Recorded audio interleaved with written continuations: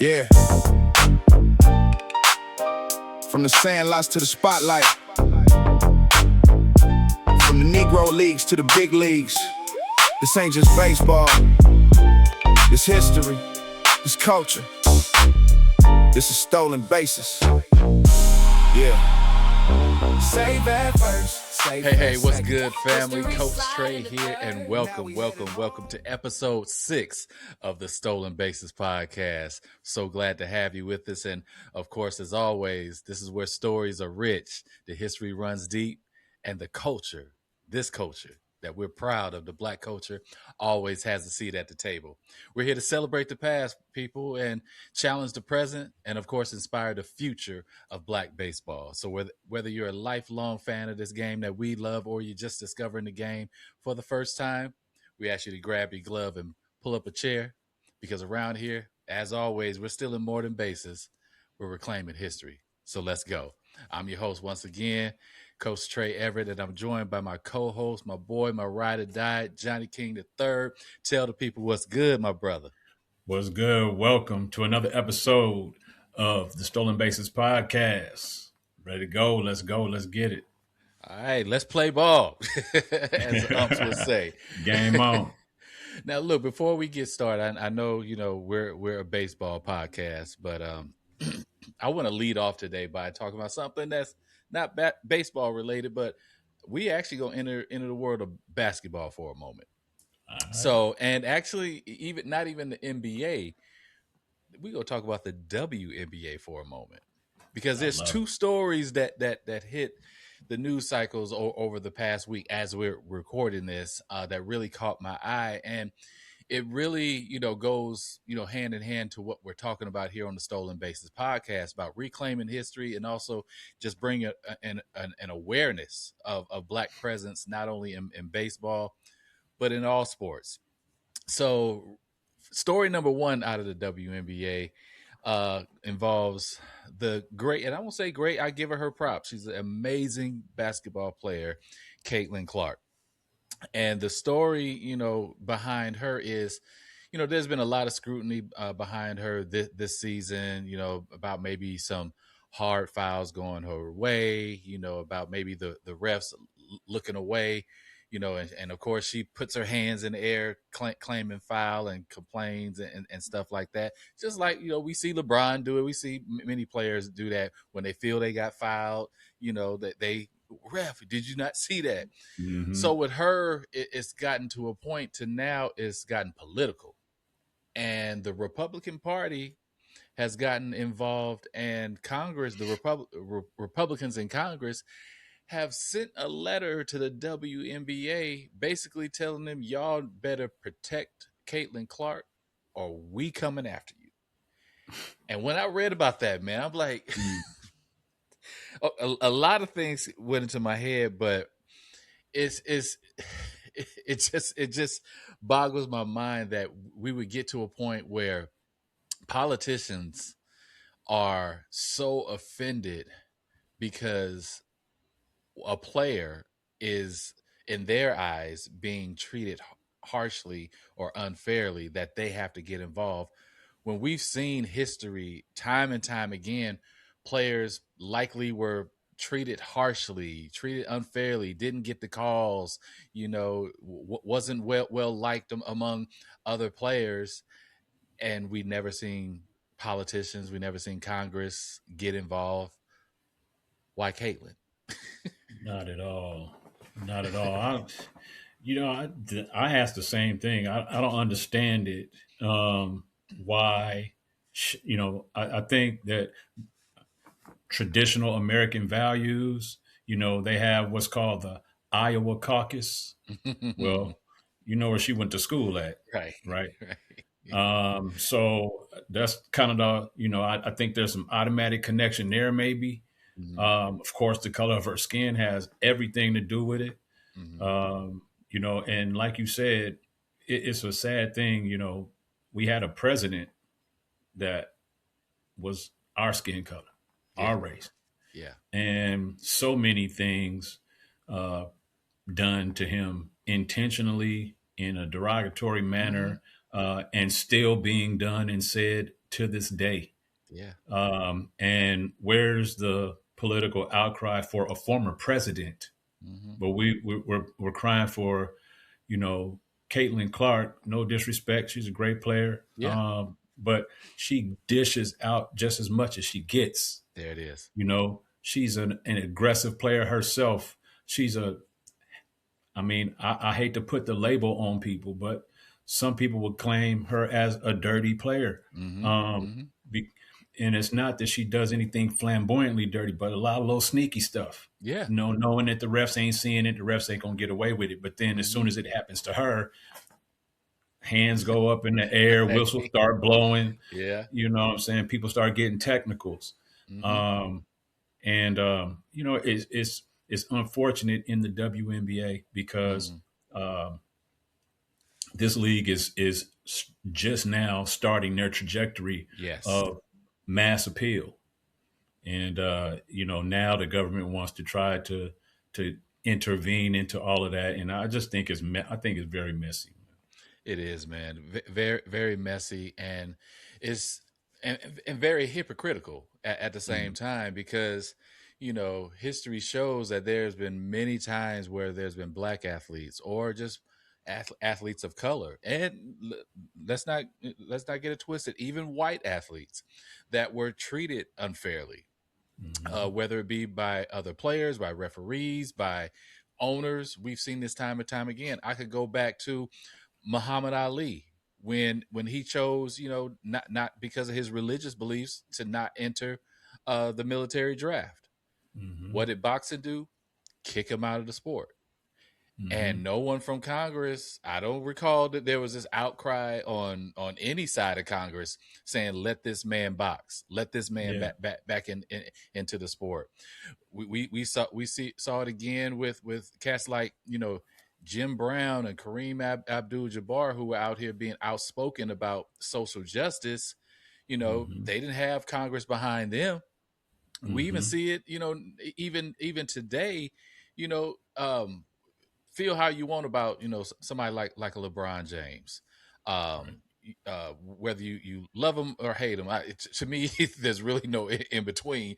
You either love him or hate him. Or you hate LeBron. Yeah, and so, but he does get a lot of hate thrown his way. But I never seen Congress say, "Hey, we got to protect him. He's the face of the league," which he has been for the past 20 years. He's the face of the league. Let's protect him. Even the NBA hasn't come out to say, the commissioner said, "Hey, we need to protect our number one player, the face of the league." That's never happened. And even when Caitlin came into the league, she came into the league along with Angel Reese. And we know that dynamic there. We know, how you either pro Caitlin or pro Angel, and that's also split between, how you identify as a race as well. Exactly. But if Caitlin has received, unfair treatment, harsh treatment, Angel has received the same type of energy coming her way from the other side. So whoever is giving Caitlin the hate, the other side is giving Angel the hate. There's been, calls against her. There's been people who saying, she's a dirty player. She got a bad attitude, all this other stuff. But I don't hear Congress trying to protect Angel. So at all. Not at all. Not at all. Not one bit. And, you talked about Jim Brown and Muhammad Ali and some of these others. Colin Kaepernick was silently protesting, doing what players would normally do anyway when they get tired, and just kneel on the sidelines. Yeah. He wasn't saying a word. He wasn't putting his hands on anybody.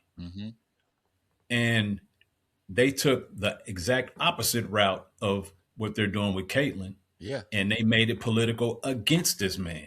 Yeah. We even had the president call him, get that son of a bitch out of the game. That's crazy. His words. That's exact words. That's I'm so glad. I'm just going to say this because I got to say this. I'm so glad that, I'm glad for the New York Knicks that they won the NBA championship, but I was so glad that they lost the day that President Trump came and showed up and sat in there and watched the game. Right. Because politics don't have no place in sports. Mm-hmm.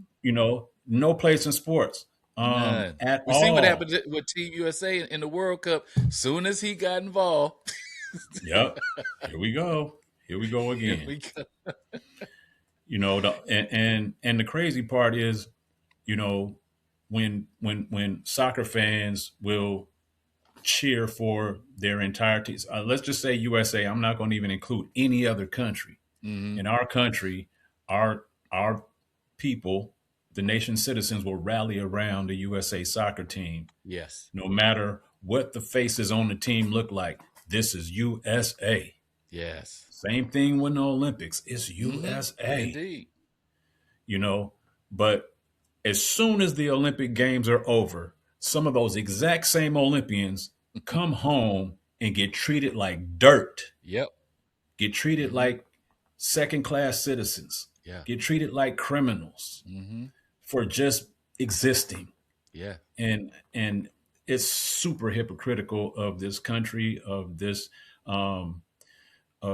presidency, and everyone who's involved with following and holding up the lineage of this presidency is super hypocritical. I wish we could go back to a time where, I almost at this point prefer to go back to George Bush, Jr. than dealing with what we're dealing with now. Right. I'm with you 100%, my brother. It's getting ridiculous how, just politics, when it comes to a player of color, it's always, shut up and play. How many people told, LeBron to shut up and dribble, or, some other player, to shut up and box, shut up and, shoot the basket, shut up and run, hike the ball or whatever. It's just so hypocritical, man, and it's disheartening to see. It angers you, and I we're not a political podcast by any means, but we're going to be outspoken about things that affect the culture, and especially when it aligns with sports, and that's what we're here to talk about. But we don't want to brush these type of things under the rug. We gotta. We have some accountability to our culture. We have accountability to ourselves as Black men as well. So I know we got, maybe some listeners who are on the right and likely disagree with what we're saying, but this is our truth. And just as you would want someone to respect your truth, we hope that you would also respect our truth as well, because this is not, coming from a place of exaggeration. We're coming from a place of lived experiences when we share our opinions on thoughts and matters like these. So, it's all love, it's all respect around here at the Stolen Bases podcast, but trust and believe. We gonna share our real thoughts, because this wouldn't be an authentic place and an authentic podcast if we wasn't our true, unapologetic and authentic self. And because I truly believe, my brother, that people could recognize the fake. And if we're on here performing and shucking and jiving and just sugarcoating stuff, people gonna recognize that and cut us off real quick. and this might as well be our last episode. Absolutely. 1,000%. I 1,000% agree. If it evolves or involves sport, we're going to talk about it. Yeah.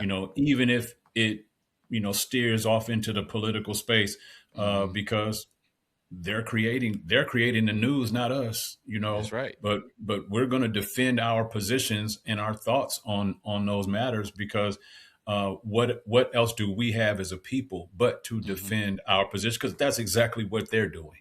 Right. If we just keeping it 100, that's exactly what they're doing. And 100. they want our people to just back down and concede to what they're doing. But here on Stolen Bases, we respect everyone's culture. We respect everyone's opinion. You don't have to agree with ours, but we will express our opinions, especially as it relates to our people, and the sports that we love to watch. For sure. Absolutely. And keeping, just in this vein of women's basketball, The second bit of news that came out this past week involved a player from the Dallas Wings, Paige Bueckers, another great, phenomenal player. She's cold. Truly, one of the best players in the league.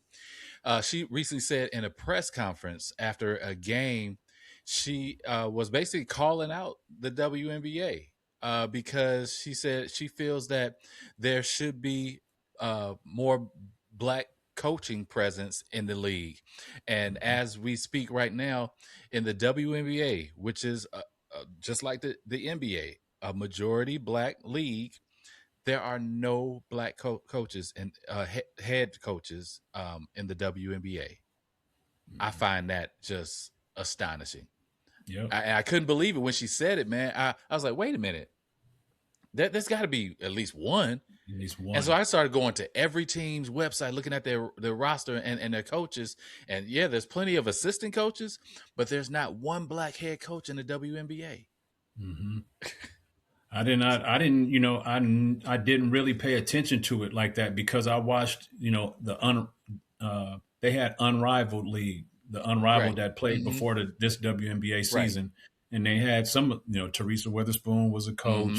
There was a few others that were coaches, but, in the WNBA, yeah, it's shocking to hear that there aren't any.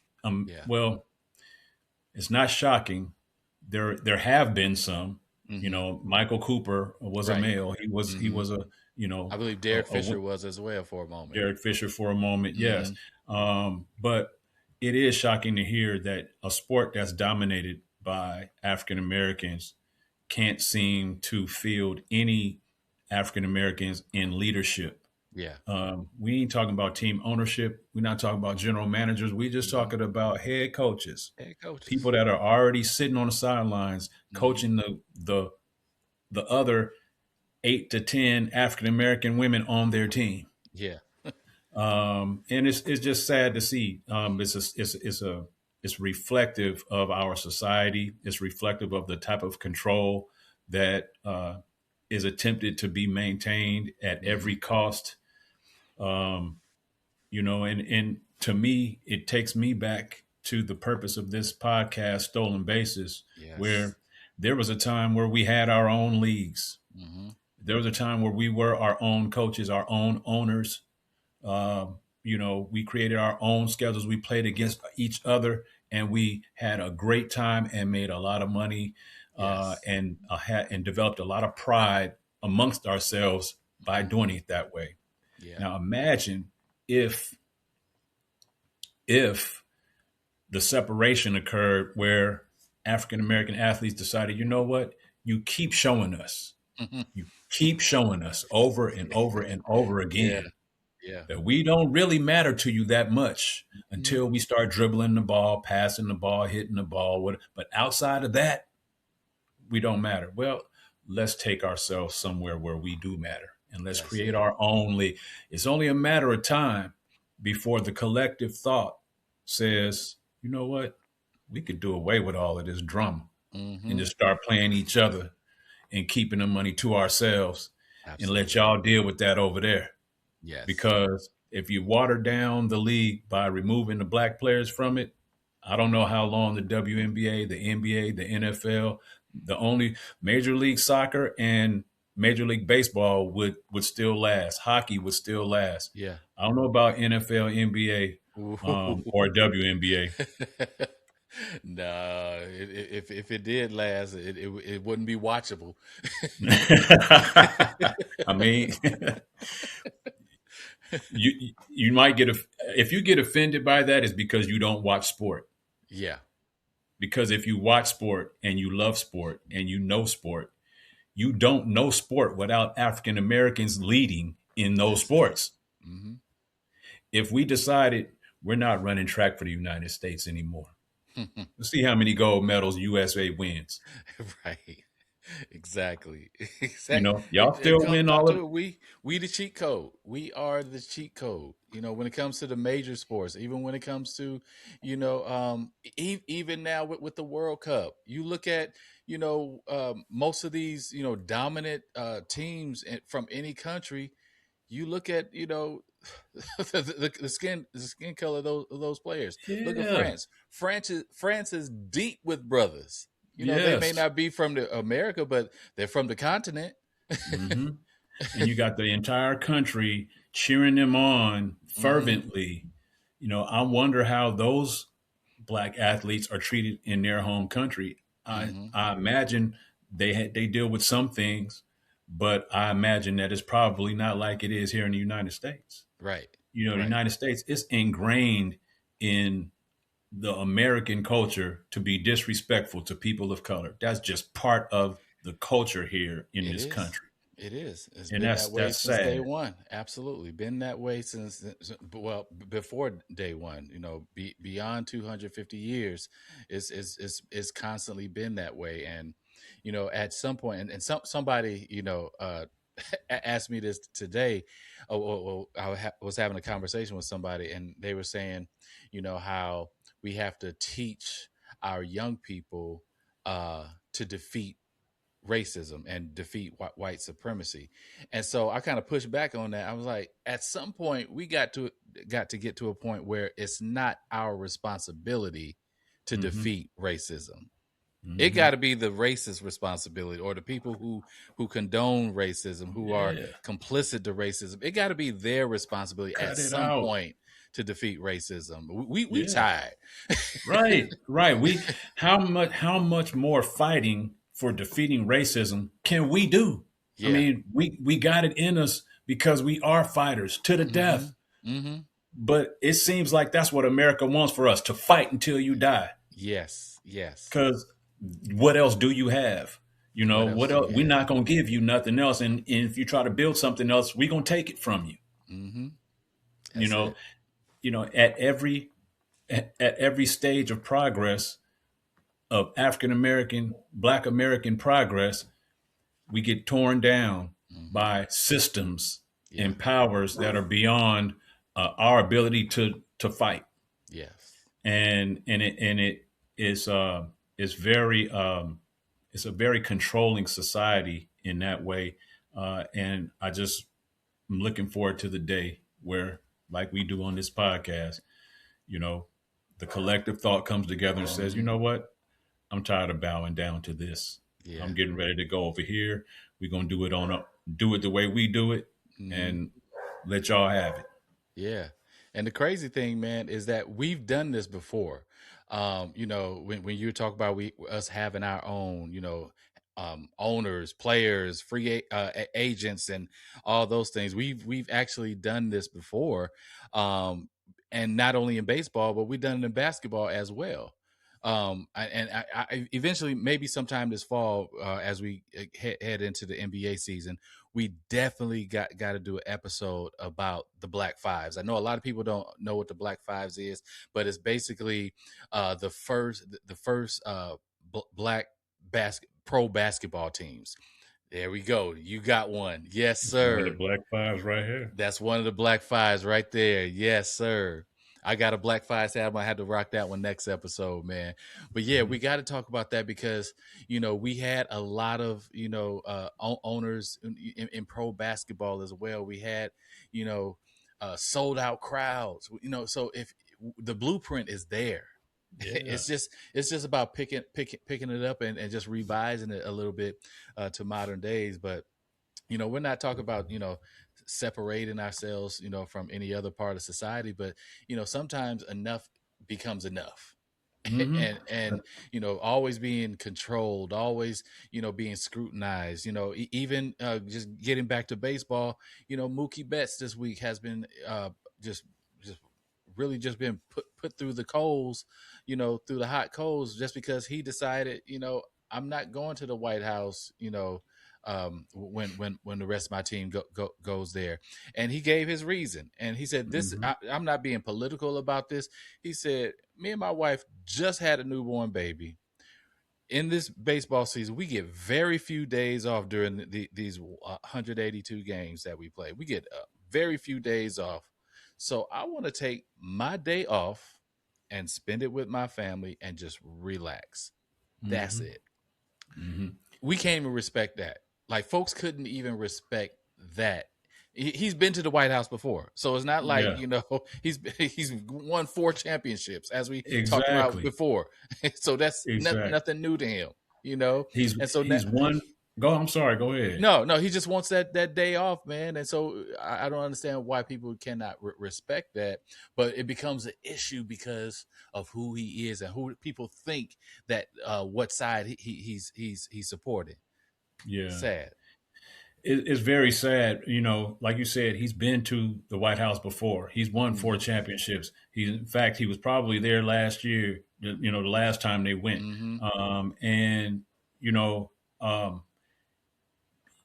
if you have to be blind and deaf and heartless to not hear, see, or feel the tension in this country, Yes. especially as it relates to African Americans. You have to be blind, deaf, or heartless, yes, to not see, hear, or feel that. there Secondly, if I'm a player and I win a championship, I want to go somewhere where I'm celebrated, not where I'm tolerated. Yes, it. And if I, as a black person, a black man, show up at the White House, when I'm at that White House under this presidency, I'm only tolerated, and maybe not even that. Yes. I'm really not really wanted to be there. I'm just part of the team, so I'm expected to be there. And that's it right there. I'm expected to be there. I'm not tolerated. I'm not accepted. But because I'm on this team, I'm expected to be there. That's like saying, you better show up. Back to that boy word. boy. Yeah. Oh, you ain't coming, boy? Yeah. What's wrong with you, boy? That's the tone that America takes whenever a black man stands up for what he believes in. What's wrong with you, boy? You got the nerve. You got some nerve. Oh my God. Man, don't get me started, bro. I know, man. We can go on and on about We're that. gonna have to it's gonna be a whole nother podcast. It's gonna be a whole nother title podcast. Something else. Not stolen bases, but we gonna steal on you. For real, bro. Oh, For but real. man, just getting back to baseball, and just talk about what we're gonna talk about today, and just talk about how, how baseball has really lost the spotlight, and the question and the theme for today is, can baseball grab that spotlight again? And I'll be honest, I believe it can. It's going to take a lot of work. It's going to take more than our voices, but I hope that our voices are a tool and a resource that Major League Baseball and baseball, the sport of baseball in general, listens to and uses to make sure that they do get some of that spotlight back. So I just want to ask you, and I'll answer it as well. If a kid today is choosing a sport, what's their first? What's going to be their first choice? In your opinion? Automatically, I'm gonna say basketball. I think, and I got a young son. He's 14. I've had my older boys have also played sports, but in today's mindset, my youngest son, he's played a little bit of baseball because I introduced it to him in t-ball and coach pitch, and then he played when he was 10 at kid pitch, and then he just didn't really like the sport as much as he loved basketball. Yeah. And I think basketball is a game where yes, you have to be skilled to be really good at it, but you don't have to be ultra skilled to participate. In baseball, you got to have some skill just to participate. Yeah. Like, if you can't throw, it's not going to help you. If you can't run, it's not going to help you. If you're scared of a pitch, of a ball is not going to help you. If you can't catch a ball, if you're scared to catch a ball, it's not going to help you. If you're scared when you get at bat up to bat, it's not going to help you. So you have to overcome some fears in baseball. Yeah. Whereas basketball, there's really no fears to overcome other than makes or misses. You getting better. And when you see people that look like Stephen Curry, when you see people that look like, at the height of a Muggsy Bogues, when you see those individuals,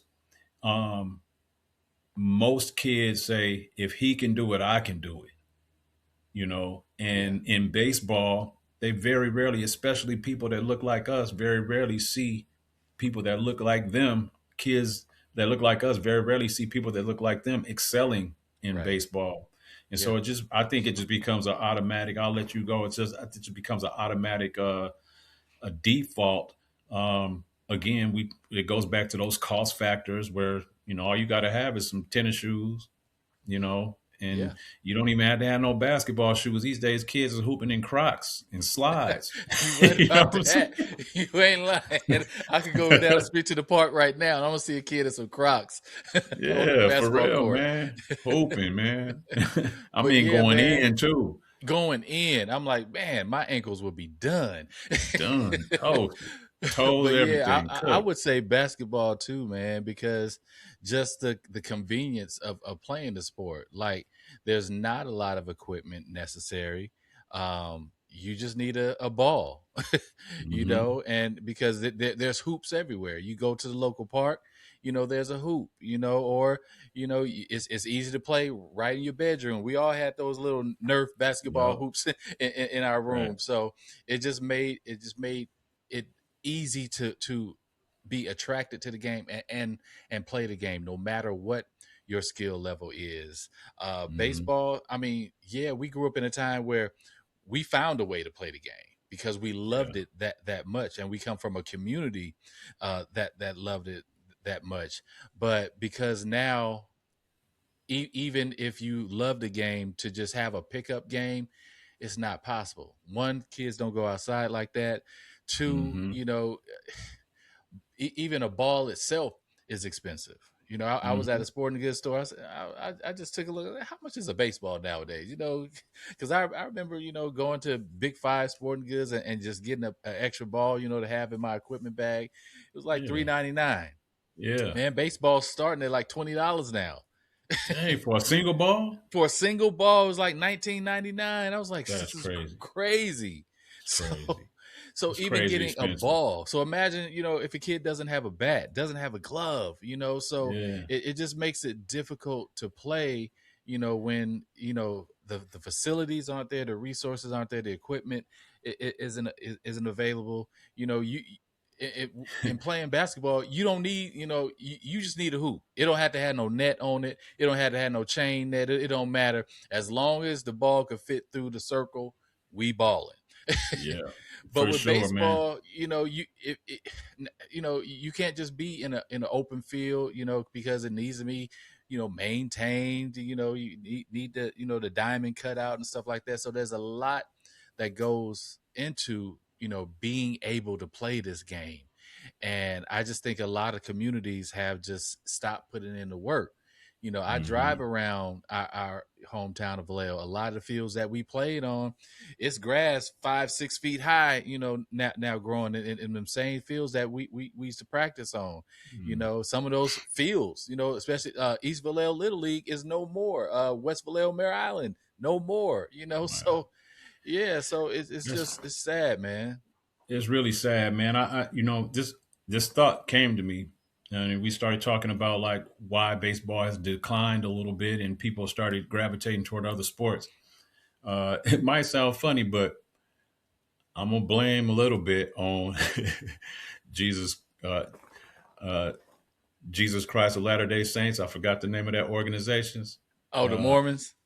That commercial that used to come on TV and they used to say, I broke your window with my ball, and I come to confess. Remember that? Yeah. Man, I think that shut baseball down in the hood, bro. Right. Them I ain't commercials start breaking coming out. nobody. People like, don't be playing no baseball in the street. Don't be hitting my car with that baseball. Yeah, it shut the baseball down right there, right? Man, I ain't talking about the commercial in years, man. I'll blame it on Latter-day Saints, man. Man, I know. Alfonso Ribeiro was No, the one in that commercial too. But I'll blame you, Alfonso Rivera. No, I'm just kidding. I remember I back in the really day, am just man. kidding. I used to call so much cap on that commercial. If we playing in the street and somebody hit a ball, break somebody's window, we all running. Ain't nobody going up to Ain't the house. I nobody broke your window confessing. with my ball. And I come to confess, ain't nobody confessing to Ain't that, brother. nobody confessing. We out. We dipping. We might not play baseball in the street for a whole week. Right. You just better get that window fixed. I ain't telling you I did it. For real. But man, no, that made me think about that. But I think like even stuff like that has kind of pushed baseball to the side a little bit. Yeah. Because I can go outside, like you said, you could be in your house playing with a Nerf basketball. You can go outside and dribble a basketball in your driveway, on your porch, or on the street. You could toss the football up in the air and toss it back, and Right. But for two kids to go outside with a baseball or a bat, now we're talking about potential windows getting broken, cars getting dented, things like that. And so, now you have to go to a field in order to play baseball. Yeah. And, society has gotten to the point where we used to be able to just walk to the field, just a group of friends, and parents wasn't tripping. We'd all be out there at the field, be 5 or 6 of us just playing at the field all day. Yeah. Now, kids, society is such where you don't really want your kids walking too far to go anywhere, not even on your street sometimes. You know what I mean? Absolutely not. Because it's kind of crazy. So, and the last thing too is baseball is played. The majority of the baseball season is played in the heat of the summer, and basketball is played indoors. Yeah. Over the course of mostly winter, a little bit of the summertime, but it's indoors no matter what. Right. NFL, half the stadiums are now indoor stadiums. So you're playing indoors, and then you're playing during the coldest part of the year. The baseball is one of the only games besides soccer or football that is played, in the heat of the summer outside. Yeah. And, that eliminates a lot of people from playing outdoors, especially in the southern states where it's very humid and it's very hot. And which is a big reason why a lot of baseball players, significant amount, come from states like California and Florida. Yeah. Because the weather is nice, decent enough throughout the year for them to go out and want to enjoy playing that outdoor sport. So there's a lot of factors involved in the game. But the biggest factor, I think, is that there's not enough representation at the highest levels to reflect that this is a game that we enjoy and that we can, excel in, Yeah. And that's what it boils down to, the representation. Because if I could see myself and someone on the field, I'm going to be attracted to it. We talked about that in a couple episodes ago, and not just in baseball, but we talked about Venus and Serena. We saw ourselves in them, so it inspired another generation, a new generation of Black tennis players. I said the same thing about Tiger Woods. Never picked up a golf club until I saw him come across my screen, winning the Masters. And I said, okay, I'm going to try this sport. Now I love to play golf. So representation truly matters. And when we compare Major League Baseball to the other two of the big three, NFL and the NBA, we see a huge difference in just the way these sports are marketed. Like when we compare Major League Baseball to the NFL, see, and we just went through the Major League draft, and let me pause by saying this. I think this year Major League Baseball, by leaps and bounds, did a much better job with the Major League draft. To have it, Saturday afternoon, and it was televised on NBC for people to see. I think that was great. The one thing was missing. We didn't see the players get to walk on stage and shake the commissioner's hand. Like the Yeah. players were still at home getting those phone calls. When young players could see the next draft class walk that stage, and Mm-hmm. they be like, I want that. I want to Mm-hmm. be able to put on my new team's hat, walk across Mm-hmm. stage, hold up the jersey, and shake the commissioner's hand. So Mm-hmm. I think Major League Baseball missed out on a great opportunity there. Excuse me, but I get it. I get it because they have so many rounds in Major League Baseball that you can't invite everybody. But you do know who those top prospects are. Yeah, You can look you know enough to invite the first two rounds of people. exactly. You know, Mm-hmm. it might be 70 or 80 kids that you invite uh, to the draft, and Mm-hmm. maybe 60 of them might get drafted there on that night. The other ones will become drafted later on in later Yeah. rounds. That's not like they're not going to get drafted. So I agree that seeing that presence. Think about it in the NBA, there's an NBA draft, and those players get celebrated and walked across the stage, Yep. get to meet the commissioner, put a cap Mm-hmm. on, take Mm-hmm. pictures, shake hands, get interviewed. Yeah. Same thing in NFL. Same Yes. thing with hockey. I even watched the Yes. hockey draft a Even couple of hockey, times. right? Yep. They do the same thing in hockey. Like the Mm-hmm. hockey players show up there and they get called up to the stage and they get to introduce, get to meet the coaches and, Yep. and the commissioner and get a jersey, put on. Like that's a celebration. That doesn't happen in baseball. It doesn't And happen. I think if they did that, I think they, like you said, they got it right by starting that process, but they need to take it one step further Mm-hmm. and invite those top 80 to 100 players Yeah. to the event so that Absolutely. people could see that representation across Yeah. the stage. And not every player is going to be able to walk the stage. Just like in the NFL, NBA, we see some players get snubbed, and they Mm-hmm. don't hear their name called. They're there, at sitting at a table or waiting backstage, but their name isn't called. It happens, so Mm-hmm. that shouldn't be a worry for Major League Baseball. But get those players there, give them more of that spotlight, because with both, like you said, with NBA and NFL, the draft is like an event.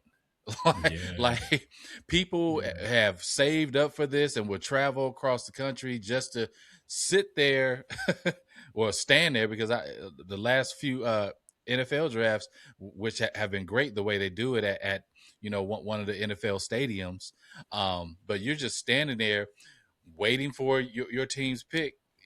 It's no Mm-hmm. game being played, but I'm pretty sure those tickets are pretty costly, but people Oh are yeah. paying to be there. I don't Mm-hmm. see that in Major League Baseball. It's not like the draft isn't that great event. Like you hear talk about the draft in NBA and NFL months before the draft even happens. Yep. That's just not the case with Major League Baseball. Even with the NFL, I believe it was in April when the 2026 schedule was released. That was like people were taking off of work when the schedule was being released. People were Mm-hmm. tuning into the NFL network so that they could see, them announce each team's schedule. Ain't Mm-hmm. nobody doing that for baseball. I mean, of course, because you playing almost 200 games, so, Yeah. it's just a lot there. But it's you just find out, okay, whenever the schedule come out, it just comes out, and Yeah. even the content that they put out. In NFL training camp is about to start in the NFL. We're gonna get so much content overload in the Mm-hmm. NFL from training camp, from news reports to what's the HBO special Hard Knocks. Hard Knocks. Yeah, Yeah. we're gonna get Hard Knocks. So some team, you're gonna get 24/7 coverage of them from the beginning of training camp all the way to the end. You're gonna see players get Mm-hmm. cut. You're gonna see the celebratory stories when rookies make the team and all that kind of stuff. I love seeing that. Mm-hmm. And clearly fans love seeing it, because now Hard Knocks is going on probably 20 good years, 20 good Yeah. seasons. It's been around for a good minute. And Yeah. so, Major League Baseball, take some notes. We're trying to help you out here. They got to, man. And I Yeah. think that they're cutting off their nose to spite their face by changing the draft rules Yeah. to not Yes. to eliminate high school players from the draft, because, you know, think about the players that are going to start getting drafted more. They're not going to look they're not going to look like Americans. They're going to look Dominican. They're going to look Puerto Rican. There's nothing wrong with that, but people can't pronounce their names. Right. Those players don't necessarily speak fluent English, so when they get interviewed, it's hard to maybe to relate to them, to understand a little bit. And no disrespect to them. It's not that like they don't have a place in the league, but the league is becoming filled with more of them than there are American players. And, you know, after a while, when people, even in, you know, Caucasian white culture, you know, even when they stop seeing, you know, if they go to the field and 7 out of the 10 players in the starting lineup or 9 players in the starting lineup are Dominican or Puerto Rican or something like that, Venezuelan, and they can't pronounce their names, or they don't know where they've come from, or they can't understand them when they're getting interviewed, there's a disconnect there. Yes. Right? Like we can't, we're celebrating the team and not players. And if you think about the NBA, if you think about major leagues, NFL, even in hockey, players are celebrated. Exactly. The athletes are acknowledged. The athletes are celebrated. In Major League Baseball, it's about the teams. It's about the players when it comes to the All-Star game and when it comes to the home run derby. Right. But outside of that, it's about the teams. And, you know, it's unfortunate that, you know, that I think that's why for a kid is more difficult for them to look up to Major League Baseball and see it as a possibility, because I got to make this team, but I don't have a player I can look up to that looks like me. You know what I mean? That has done that.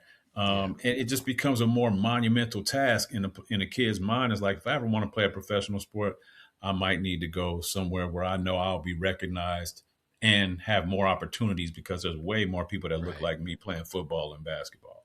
Exactly. You brought up some. I'm going to put a pin on our next topic for just a minute, because that was a good segue into talking about you mentioning the All-Star game and the home run derby. As we're recording this, tonight will be the Major League Baseball All-Star game, but last night was the home run derby. And before we get into what happened last night, we could just touch for a moment what the home run derby meant to us growing up and what it means now. I'll start by just saying the home run derby was must-see TV. I mean, truly, even before over the game itself, the All-Star game itself, I was wanting to watch the home run derby, because I knew, especially 80s and early 90s, that my favorite players was going to be participating in the home run derby. You best believe I was going to see a Mark McGwire. I was going to see a Barry Bonds. I was going to see a Cecil Fielder. I was going to see, Sammy Sosa. I was going to see the best hitters, power hitters in the game in the home run derby. I was looking at some footage of an old home run derby last night, and just the lineup that they showed in this one year. You had Barry Bonds, Mark McGwire, Cecil Fielder was in there. You had Rafael Palmeiro. and so I'm like, these are hitters. These are some beasts when it comes to hitting some home runs. And this is all just in one year. Nowadays, when it comes to the home run derby, you got the best players saying, nah, I don't want to do. And don't get me wrong, we see that in basketball as well. Most of the best players won't participate in a slam dunk contest. LeBron's older now, but even when he was still in his prime, after he won it, earlier in his career, he said, "I'm not doing it." I think LeBron probably participated in one slam dunk contest, maybe two. I don't even know if he did two. I think maybe one. I think he just did the one as a rookie, and he won that one, and that was it. you know. And so, I think a lot of the best players get to a point to where it's like, they're start feeling themselves so much that they like, I ain't got time for that. But you can't forget who got you there. It's those fans that keep showing up and will come to see you, whether you're sitting the bench one night or whether you're just taking batting practice. You best believe they're going to come out and watch you in the home run derby. And so, it's just, I think it's that elitism mindset that kind of sets in with a lot of our star players. And so that caused me, by the time I was a young adult, it was like, oh, the home run derby tonight. Oh, I missed it. Okay, whatever. It really didn't bother me, and it that carried over into the All-Star game because you had players who were healthy and was like, okay, I'm gonna show up because of all the glitz and glamour, and because there's so many marketing opportunities, because there's so many endorsement deals to be made, by showing up at the All-Star game, but I ain't playing. Ain't playing. Or some of them players when we were younger and watching All-Star games, the starting lineup, the starting players would play 5, 6, 7 innings. And then in the last couple innings, they'll start trickling in some of the reserves. Now you play 1 inning, 2 innings, you're out the game. Yep. And it's like, I appreciate everybody getting an opportunity, but I know the starting guys. I don't know nothing about these other players. You they made the roster, but I didn't tune into the All-Star game to see the reserves. That's right. I tuned in to see the starters. Yep. That's it. And again, Major League Baseball, I hope that you are listening. But I do like this thing going into last night's home run derby. I do like the fact that they changed one of the rules and got rid of the pitch clock. So they got rid of the pitch clock and just said in the first round, it was almost like strikeout, bro. You get 20 pitches. Yeah, exactly. You get 20 swings. That's swing it. at everything. Swing at everything. And so I shouldn't say 20 pitches, but you get 20 swings. So you could take a pitch. You could take as many pitches as you want. So you could really focus on the right pitch without, being, subservient to a time clock. So I really like that. And it showed that it helped players, really hit some bombs. We saw more home runs in the first round than we have in previous years. And I think that's another reason why I stopped watching the home run derby the past few years, because it just felt rushed. And you got them on this time clock, and, now they swinging that stuff in the dirt. It's like, man, nah, this ain't what it's supposed to be like. And so I'm glad they got rid of that. But just going into the results, man, congratulations to Jordan Walker. Man, did he put on a show from the first round to the finals. I mean, he impressed me in the first round when our guy that we talked about in the recent podcast, Wilson Contreras, he showed out. First round, he hit, I think he hit 12 or 13 home runs. And so the next guy up was Jordan Walker. And so there's like, well, if he gets 9 or 10, he should move on to the second round. Jordan Walker came out there and tied him. He tied him in the first round. Showed out again in the next round. But the thing that got me, man, and I know you told me before we started recording that you didn't see it, but you saw the highlights. Jordan Walker, it was Jordan Walker and Kyle Schwarber in the final round. Of course, the All-Star game is in Philadelphia. Kyle Schwarber plays for the Philadelphia Phillies. So, of course, the crowd was behind him. Schwarber went off in that final round. I mean, you would have thought the Phillies had just won the pennant. The way that crowd was behind him and going crazy. And so he hit 11 in that final round. And I'm looking at it like, Jordan, bro, you got your work cut out for you. I don't know, because the deeper you go in the rounds, the more gas you get, and you get tired, you know. And so when Jordan, came up and he, hit maybe like 2 or 3 in his first, 6 or 7 swings, I'm like, man, he just not on pace. And so he got down to his final 3 swings, not 3 pitches, final 3 swings, and he was down by 5 home runs. Schwarber had 11, Jordan had 6. I'm like, I can't see him I can't see him tying, let alone taking the lead, getting 6 home runs in 3 swings. 3 swings. Bruh. He won. Won.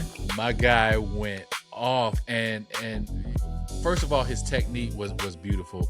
It wasn't his regular game batting stance. It wasn't his regular game swing.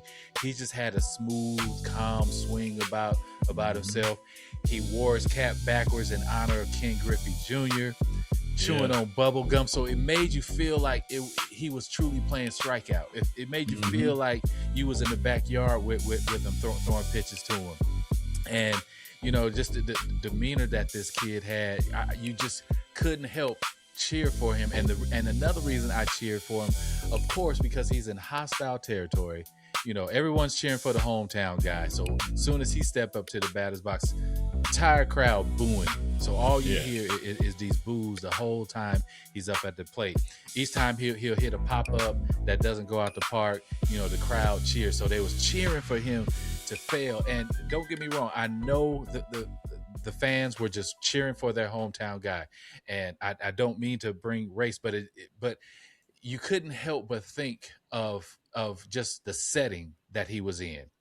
Because, the All-Star festivities are very expensive. And as they panned around to the crowd, it wasn't a lot of black faces to be seen. The few black faces I saw were Jordan's parents and his grandmother. And even in this crowd with everyone around them cheering against their son, they're still standing, still believing. Let's go, Jordan. You got it in you. You got it. Come on.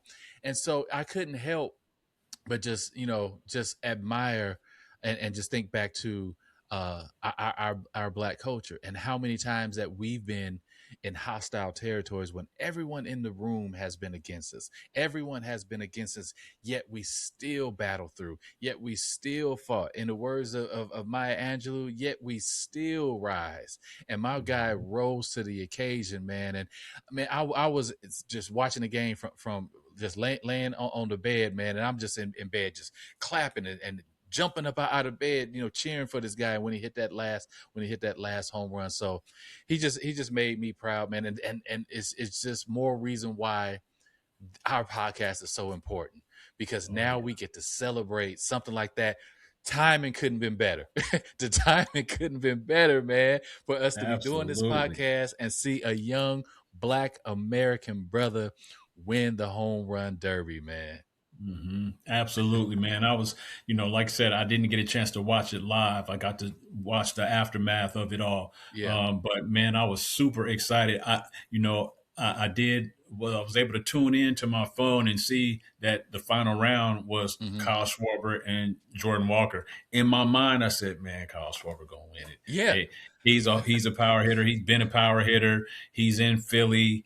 I said, it's a story made in heaven for the Philly fan. I said, Kyle Schwarber gonna win. And when I got home and been able to see, soon as it was over, my phone started going off and I started looking at Instagram. I was like, man, Jordan Walker won?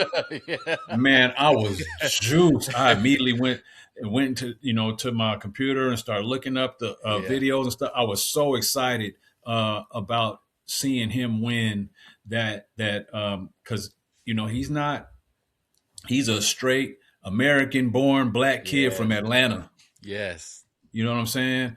That excited me more than anything else. And it was like, that is the true testament of what this podcast is about. If he can do it, any of our kids can do it. He was just a little kid that found a love for the sport and just kept playing it and kept playing it. They interviewed his dad afterwards. And his dad was saying, just like you heard stories of like Magic Johnson, saying everywhere he went, he had that ball with him. You hear, I heard Kyrie Irving say that one time. I heard Jamal Crawford say that one time. Everywhere he went, he had his basketball with him.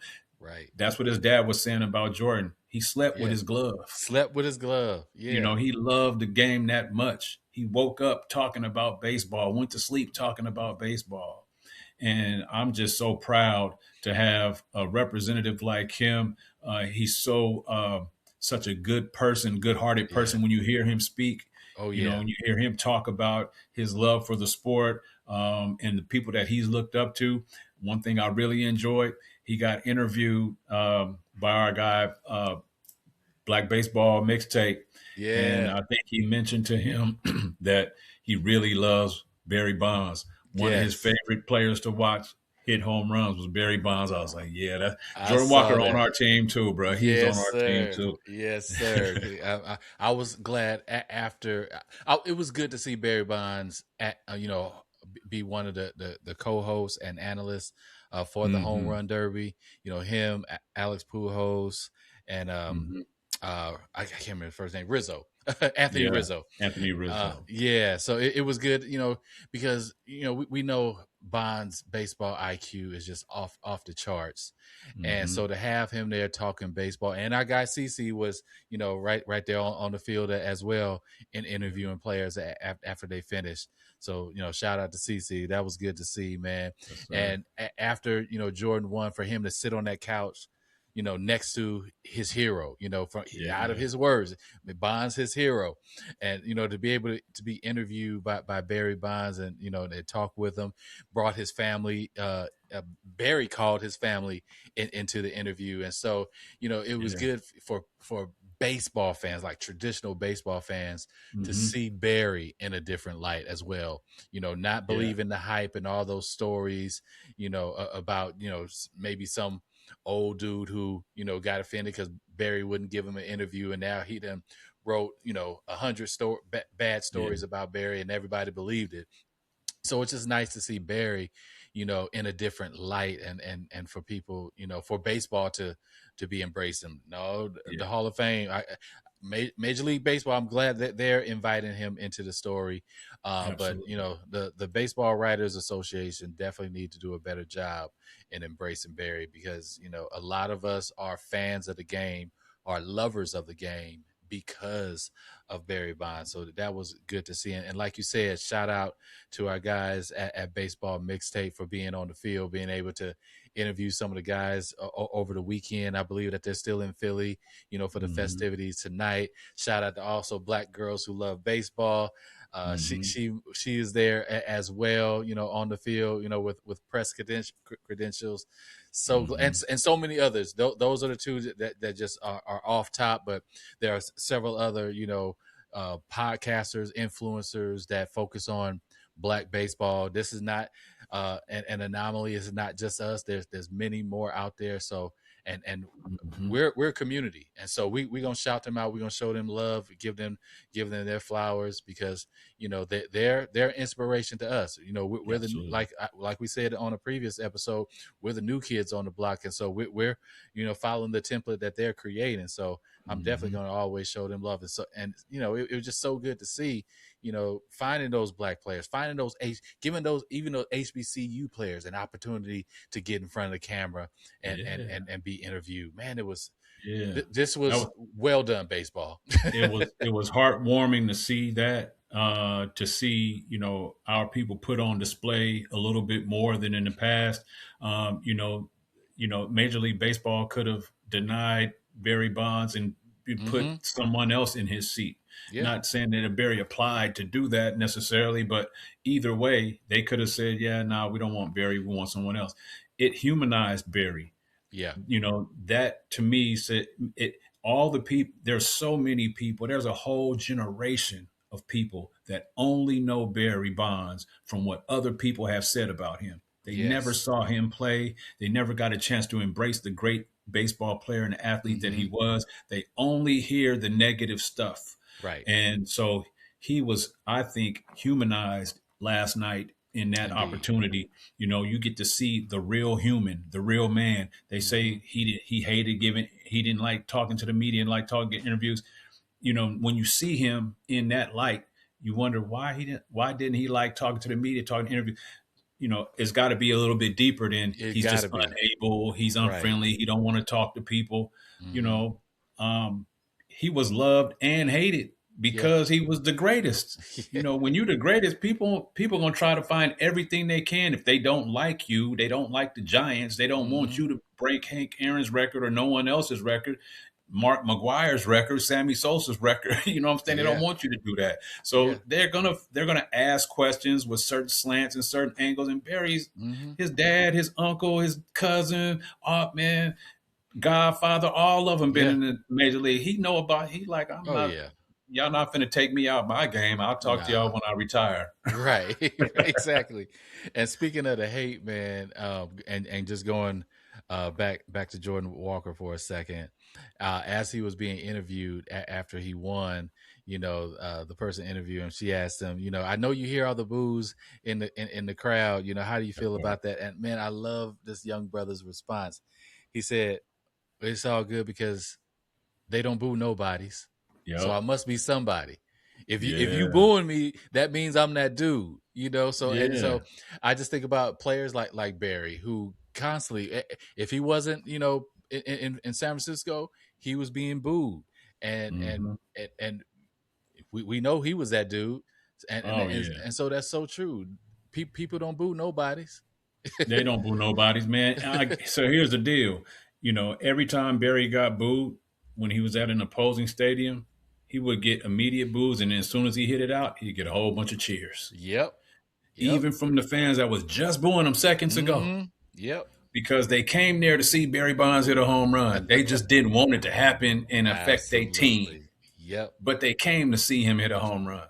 Mm-hmm. So Yeah. yeah, them boos didn't mean nothing to Jordan. They probably gassed him up, like, okay, good, they cheering for me. Oh, I'm yeah. hit another one. Exactly.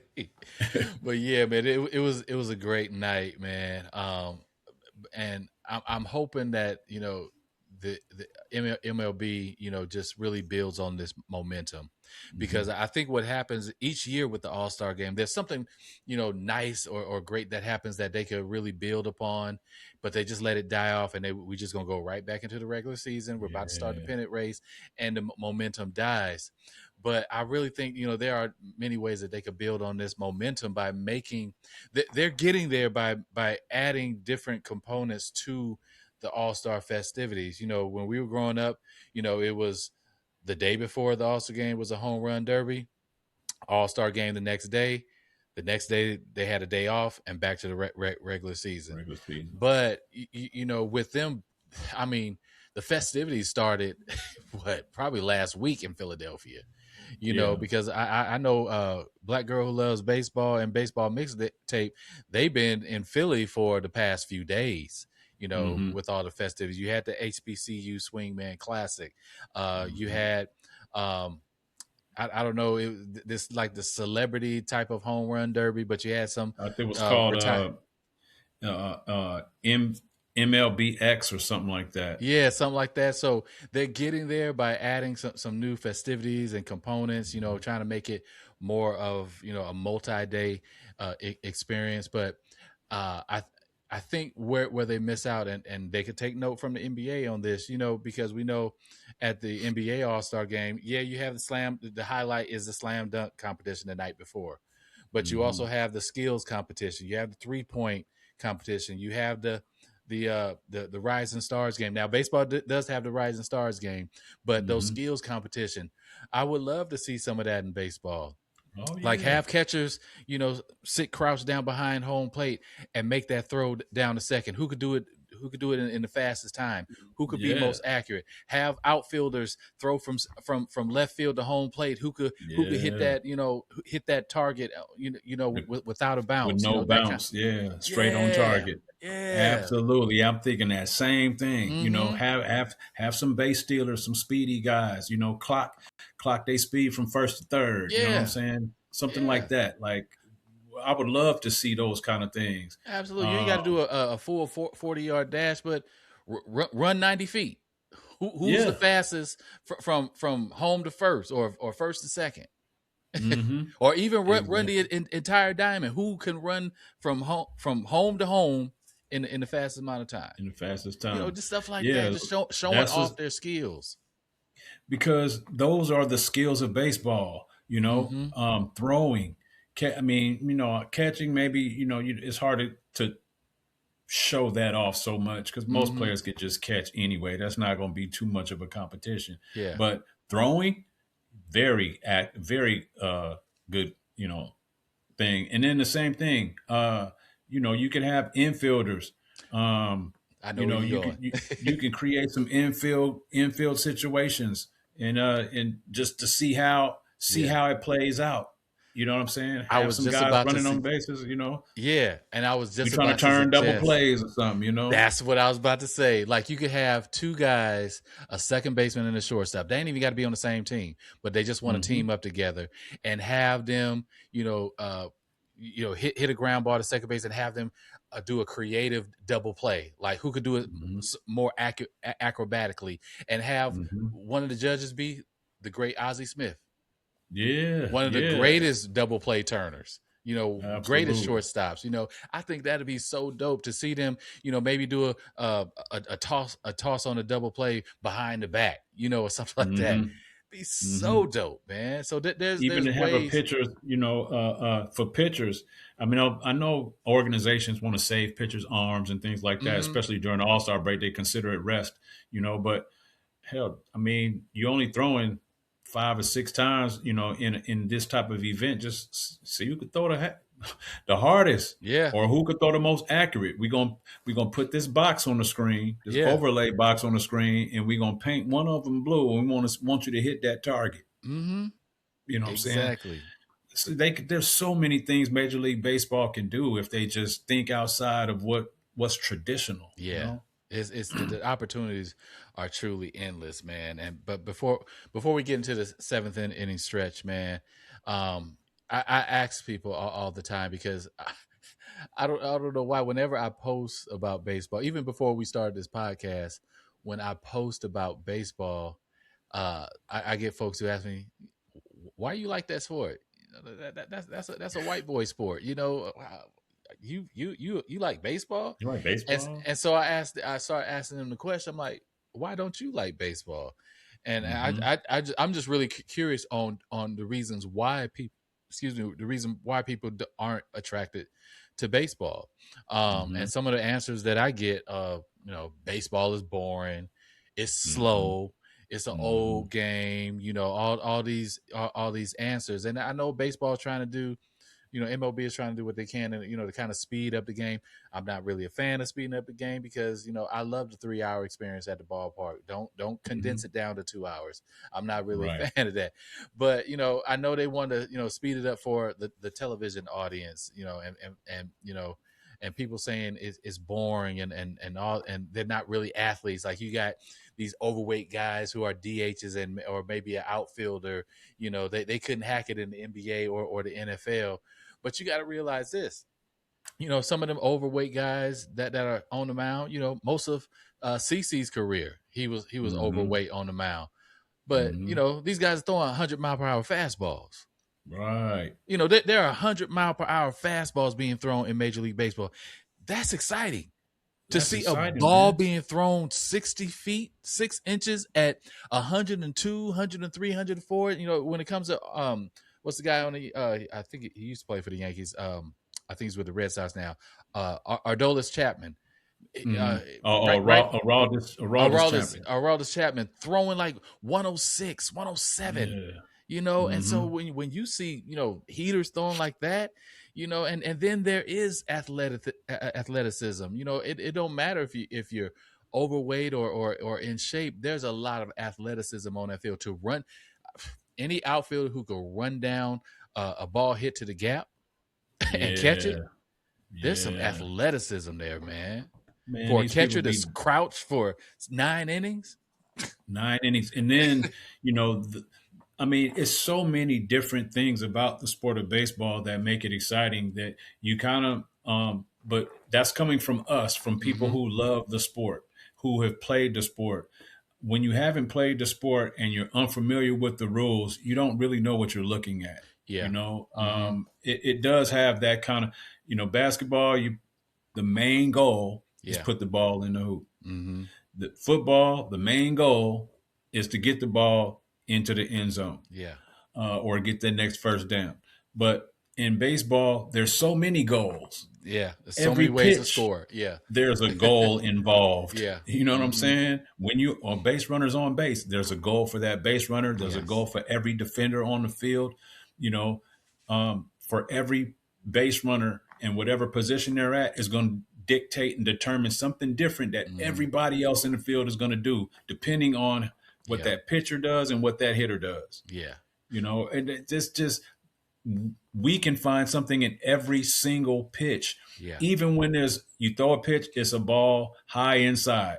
Okay. Mm-hmm. The next exciting thing for me as a baseball fan is he probably not finna throw that same exact pitch. Right. Where is this next pitch coming? Yeah. You know, Yeah. it's going to be low and outside maybe. Mm-hmm. And is that player now going to swing at something that looks a lot worse than the one he just got? Yeah. You know, or is he going to connect with it and hit it out to left field? Whatever the deal is. Like, we know all those nuances. And the casual fan, if it's not a home run or maybe a strikeout, they don't really know what they're looking at. Yes, yes. And I'm glad you brought that up, because as you were saying that, it made me realize that I'm that same way when it comes to soccer. You know, right now with the World Cup happening, you know, watching baseball, I could see all the intricate details of the game.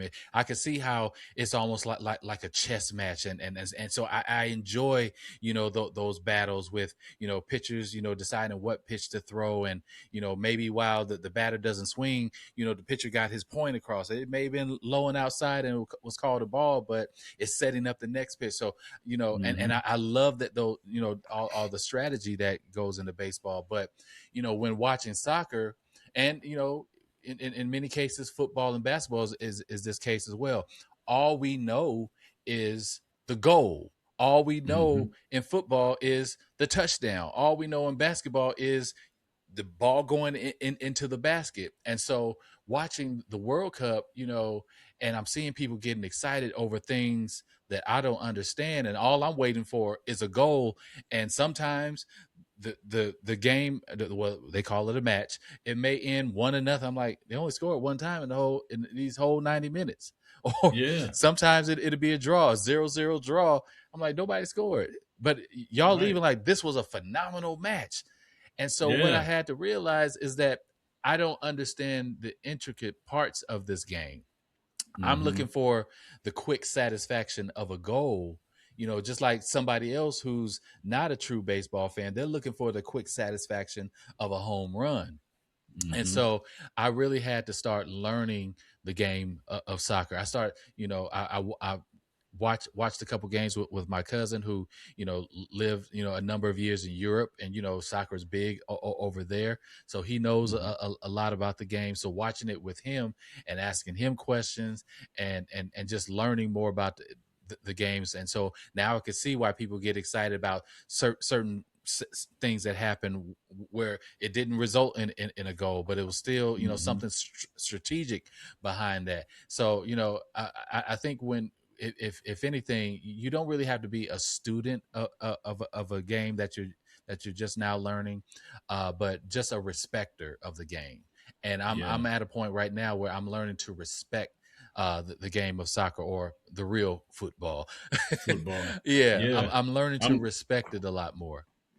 I'm the same way. I was just maybe 2 hours ago, I was sitting with my son. I just picked him up for football practice. He came home and sat on the couch and turned the TV on. And he was watching soccer highlights. He was watching Cristiano Ronaldo. And he watched then he watched Messi, and I watched some of them with him. And of course, they were all goals. They were all shots on the target, and them making these amazing plays and then making the goal.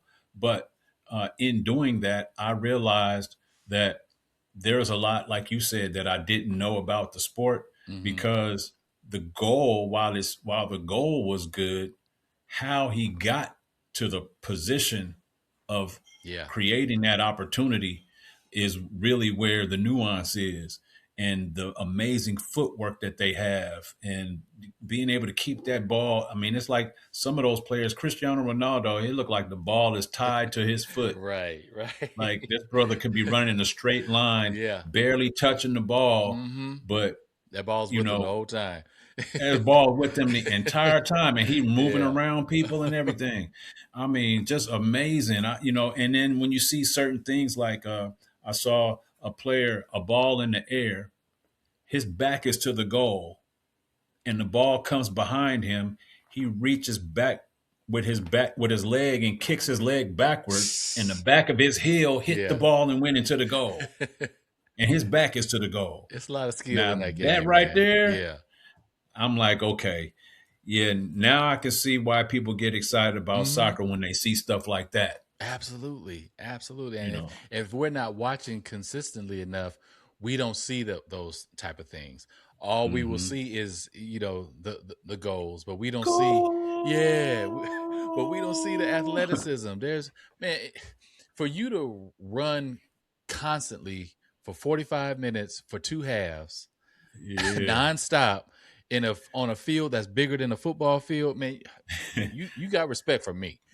For real, man. I see them guys running. I'll be like, some of those guys don't never stop. I'm like, bro, never stop. That's crazy, man. So the level of athleticism, endurance that they have is just out of this world, man. Oh, but I wanted to make this point though, real quick. We talked about the game of baseball and people not understanding the rules. That kind of goes back to your suggestion to Major League Baseball of having a skills challenge. Yeah. If you have a skills challenge, you are teaching people how this game goes. What does a throw to home plate actually mean? Yeah. What does stealing bases actually mean and look like? What does turning a double play actually look like? I think those skills challenges, hell, even having bunting as a skills challenge. Absolutely. Have a pitcher, somebody pitch it and bunt, and then the fielders have to go field the ball and throw that runner out. That's a challenge in and of itself. Yeah. The batter has a challenge of just laying the bunt down. The fielders have the challenge of getting to the ball before the batter gets to first base and making a clean throw and tagging him out. You gain points for bunting into a circle. You gain points if your bunt go in this circle or that circle. All that kind of stuff can be brought to the game, man, and just make it, more enticing to a bunch of people. And quickly just going back to the home run derby, there's going to be a lot of kids today, who are going to be, whether it's on a sand lot, playing, because there are still kids that still play strikeout, or, in the batting cages, whatever. And they are going to want to be Jordan Walker. Yep. Black, white, Hispanic, don't matter. They are going to want to be Jordan Walker because they saw him win the home run derby last night. Just like in the NBA, whoever wins the slam dunk contest is cats going to be at the gym the next day trying that same dunk that they saw whoever won the slam dunk contest. But not only that, you're going to have kids, because they saw Steph Curry win the 3-point contest. They're going to be practicing their 3-point shot. They saw that skills challenge, where they're doing the bounce pass. Now they're going to be practicing their bounce pass. Yeah. But if all you give kids as a skill in MLB is a home run, that's all that they're going to be trying to do.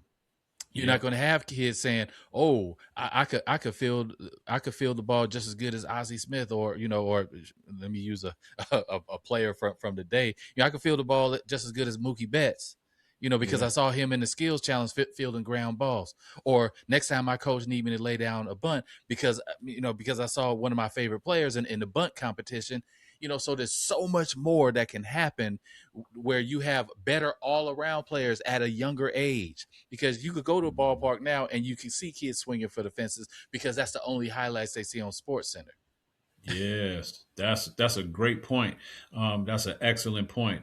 And again, it goes back Major League Baseball. I hope you're listening. I hope you're listening. I mean, I'm sure you may have heard some of these suggestions or recommendations before, but we're putting a stamp on them to say, like, we got to do something different if you want the sport to continue to grow, because I think it's starting to.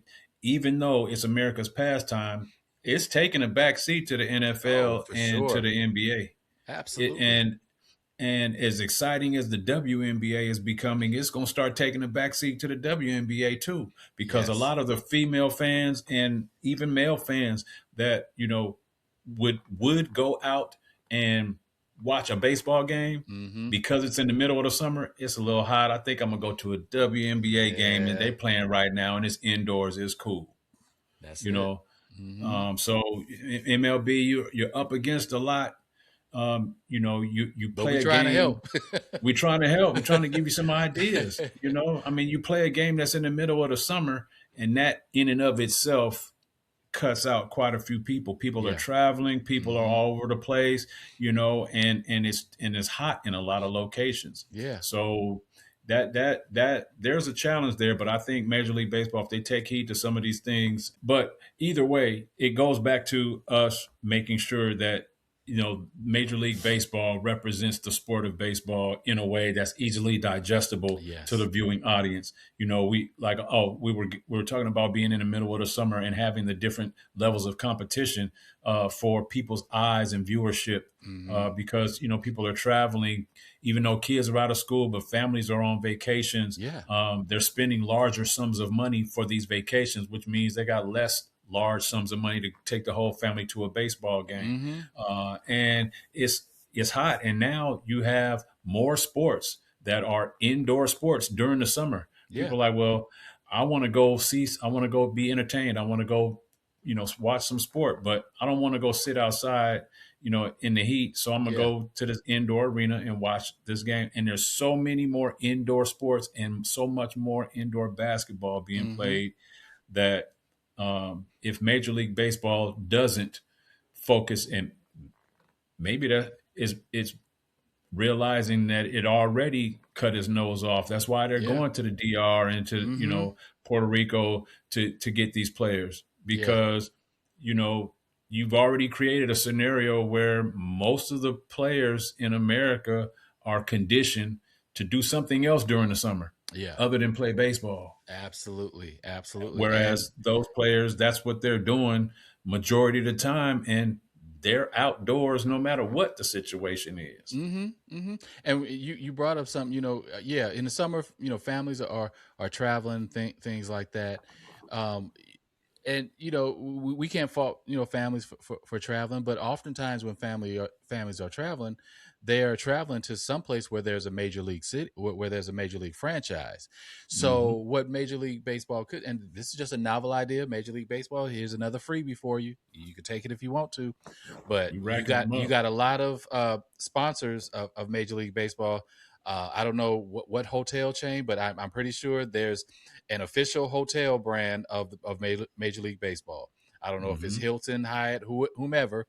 I know there's likely an official airline of Major League Baseball. It's probably like Delta or United or something like that. Partner with them, since they're already your sponsors and you've already partnered with them. Partner with them to create travel packages for families, where there's baseball tickets included, there's flights, and there's lodging, all inclusive packages. Yeah. And you're going to get families who are going to Chicago this summer, or families who are going to New York or Florida, where families are definitely going to Florida. Oh yeah, all day. They're going to Florida this summer. So you got the Miami Marlins there. Put together a package. Mm-hmm.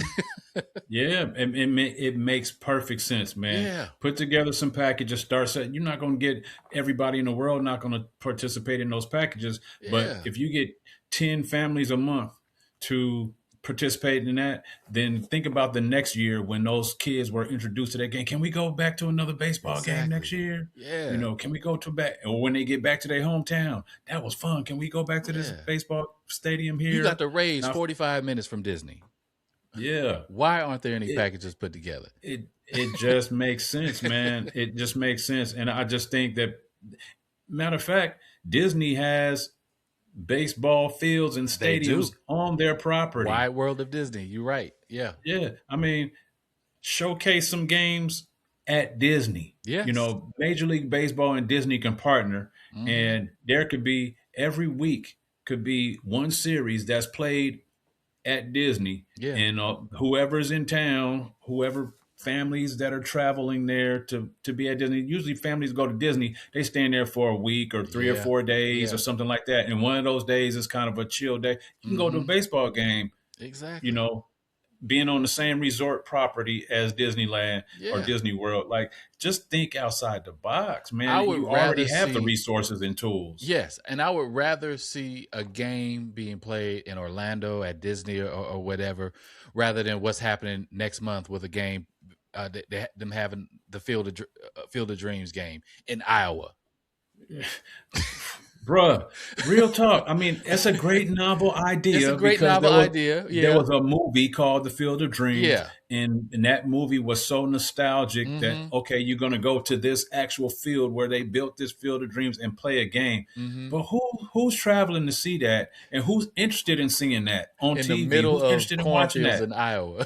Don't nobody really care. Yeah, man. Nobody really care about that. But put that same game on the grounds of Disney, and have a little bit of fanfare added to it. Now you got people traveling from around the country, maybe even the world, just to come see that game. Because now you got something for everybody. You got something for the dads who may not, they don't want to be involved in all the princesses and all that at Disney. Right. But hey, I'm gonna go because later on tonight we going to the ball game. Yeah, exactly, exactly. So, or hell. We've been doing the parks for 3 days. Y'all gonna do the same park we did yesterday one more time? All right, I'm going to a baseball game this time. Y'all got it.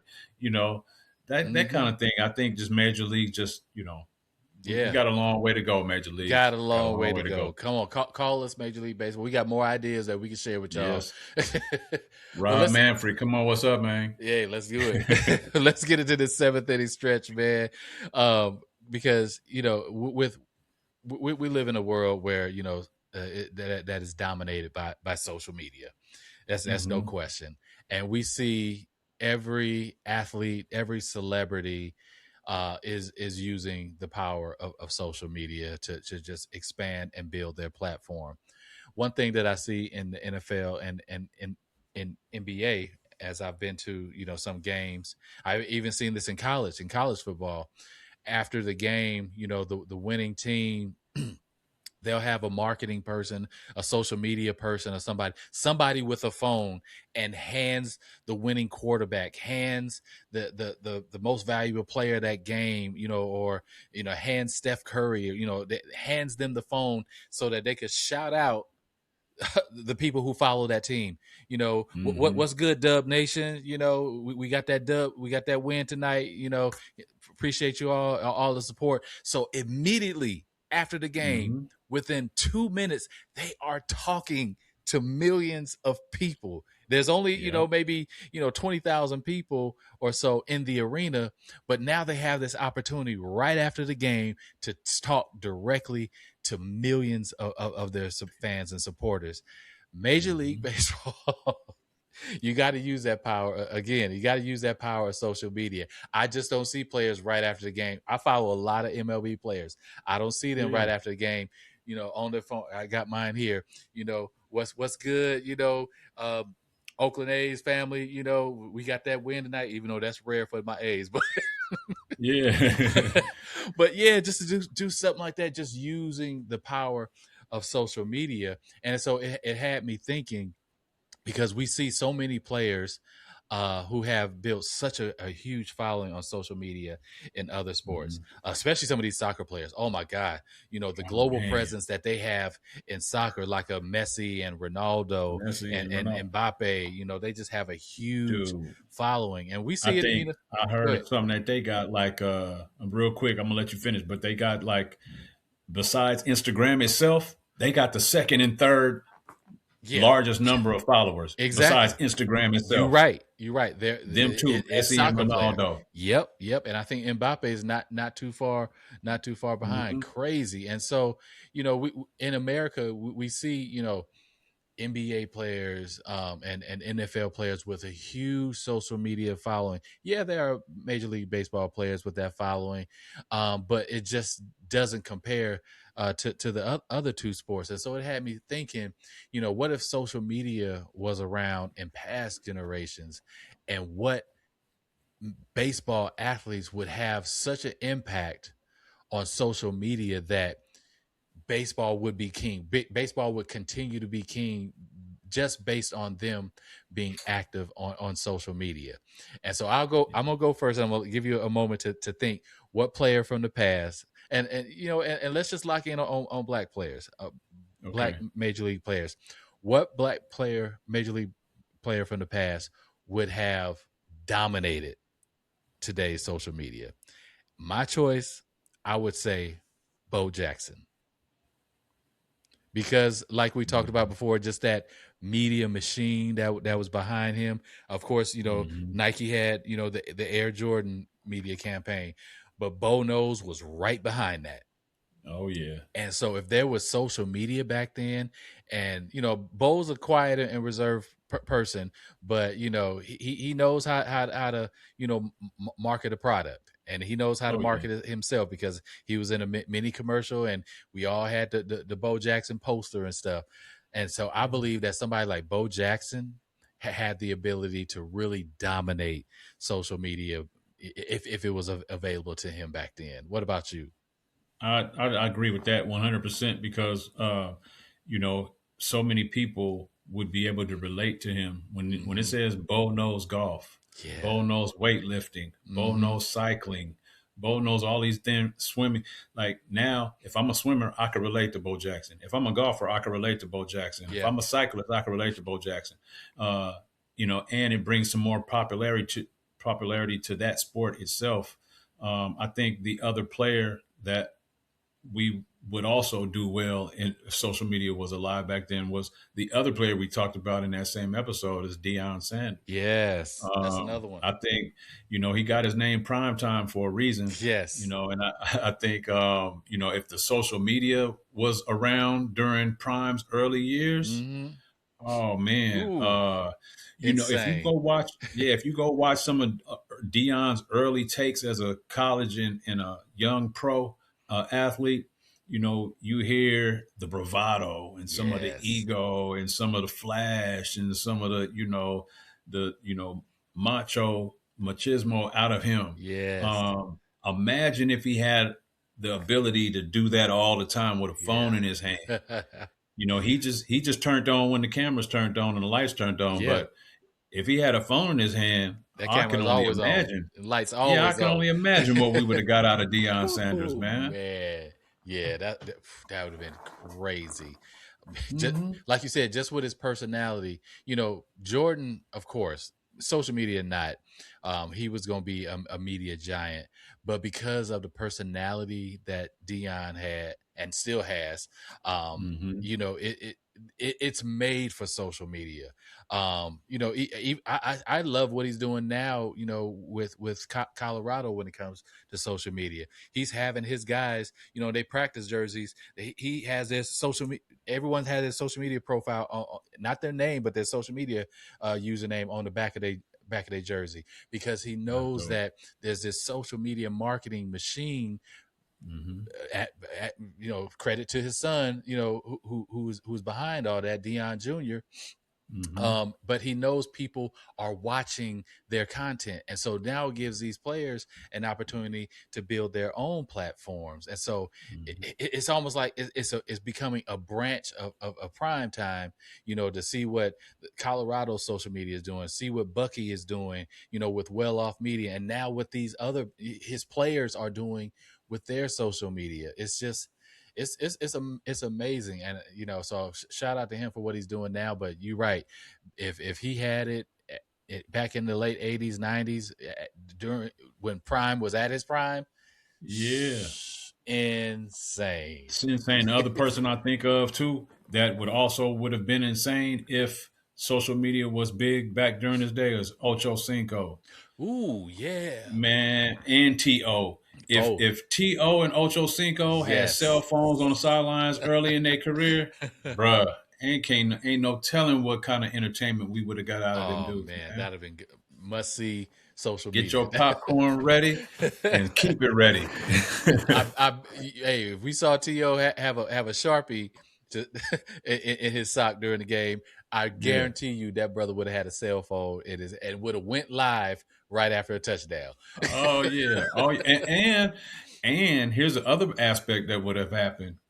Some of these rants and these feuds on the sidelines would be televised, would be made public.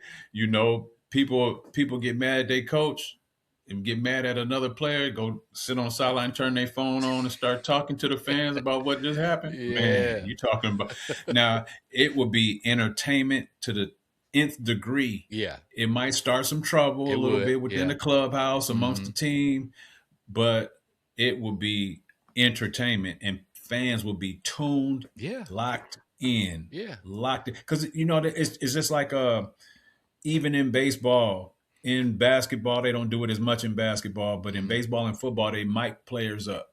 Yeah. You know, they put a mic on them so while they're on the field of play, you can hear them talking. Yeah. You know, just imagine if social media was around, then that's the equivalent of a player always being mic'd up, but he's in control of when now it gets put out there and how it gets put out there, as opposed to the big media company. So I think that would be I think it would be beneficial, especially for baseball. If baseball started doing that right now, you got players who can now teach the game in little segments. Yeah. This just happened to me. I should have done X, Y, Z. Boom, I'm off. So fans of that player like, man, okay. And you see how they their resolve, how they think, how they process information, how they deal with, you know, challenges and stuff like that. Like, I think that kind of stuff will also build up the fanfare around Major League Baseball. For sure, man. Well, look, man, we are almost out of time, so we just gonna go ahead and get to our last cut. I'm gonna change it up, you know, just for the sake of time. I'm gonna change up our last cut a little bit because we didn't get to talk about this at the beginning. Because you know we always, you know, our hat game is strong for both of us, man. So I got to know. I see that 12 Streeters, man. Tell the audience the story, what's behind that hat. Yeah, I'm still learning more about the Washington 12 Streeters, but it's kind of what we talked about at the opening about the Black Fives, and it was kind of like, from my understanding, the Black Fives is like the Negro leagues for basketball. Yes. You know, before, you know, black players were allowed into the ABA, the CBA was formed before the NBA was formed.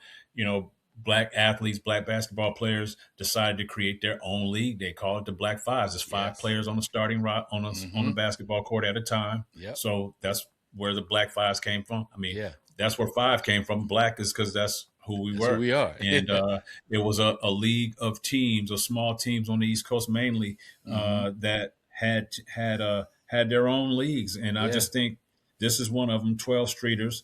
I think that, you know, it goes to show that we have always been innovative. Yeah. We have always been able to hold our own. But, you know, it reminds me that we have always desired to integrate ourselves with the rest of the population. And as instead of realizing that this Black Fives League, the Negro leagues, that was ours. Yeah. That was created by us, for the benefit of us. Reminds me of like in the WNBA, when the WNBA players were starting to fight for larger salaries. They noticed the attendance started going up, the numbers started increasing, but their pay was not increasing. Right. And they said, you know, and they asked for it, and they did their own little kind of protest against the league to try to draw attention to the fact that they were being grossly underpaid. Right.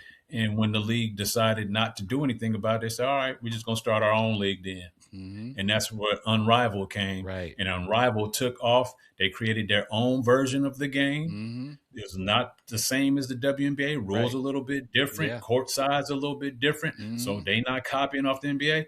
And it was extremely popular. I watched a lot of Unrivaled games this past season. They were exciting. And those some exciting they were games. very exciting games, Yeah. man. Some of them makes more exciting than some of the WNBA games I'm watching right now. Yes. But with that, like, that put a lot of pressure on the WNBA.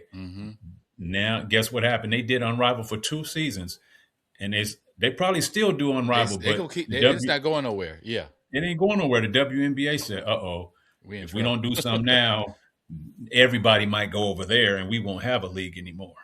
Absolutely. So the numbers start going. That's what we need to do. Yes, and that's the what thing our people about need Unrivaled, to do. it's not going anywhere because it's player owned, and so the players are going to be committed to what's going to make them money because they own it. Yeah. So I'm going to play for this $1 million that you give me, WNBA, but before the season, I'm playing in my league that I have a vested stake in. Like, I'm the revenue that's coming from this, that's coming to me.